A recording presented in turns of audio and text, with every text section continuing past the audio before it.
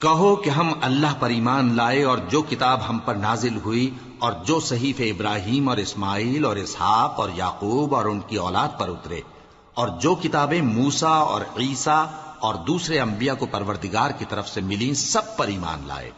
ہم ان پیغمبروں میں سے کسی میں کچھ فرق نہیں کرتے، اور ہم اسی اللہ کے فرما بردار ہیں، اور جو شخص اسلام کے سوا کسی اور دین کا طالب ہوگا وہ اس سے ہرگز قبول نہیں کیا جائے گا، اور ایسا شخص آخرت میں نقصان اٹھانے والوں میں ہوگا۔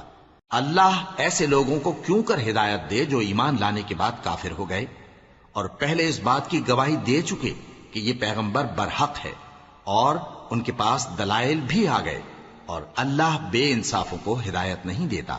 ان لوگوں کی سزا یہ ہے کہ ان پر اللہ کی اور فرشتوں کی اور انسانوں کی سب کی لعنت ہے، ہمیشہ اس لعنت میں گرفتار رہیں گے۔ ان سے نہ تو عذاب ہلکا کیا جائے گا اور نہ انہیں مہلت دی جائے گی۔ ہاں، جنہوں نے اس کے بعد توبہ کی اور اپنی حالت درست کر لی تو اللہ بخشنے والا مہربان ہے۔ جو لوگ ایمان لانے کے بعد کافر ہو گئے پھر کفر میں بڑھتے گئے، ایسوں کی توبہ ہرگز قبول نہیں ہوگی، اور یہ لوگ گمراہ ہیں۔ جو لوگ کافر ہوئے اور کفر ہی کی حالت میں مر گئے، وہ اگر نجات حاصل کرنی چاہیں اور بدلے میں زمین بھر سونا دیں تو ہرگز قبول نہیں کیا جائے گا۔ ان لوگوں کو دکھ دینے والا عذاب ہوگا اور ان کا کوئی مددگار نہیں ہوگا۔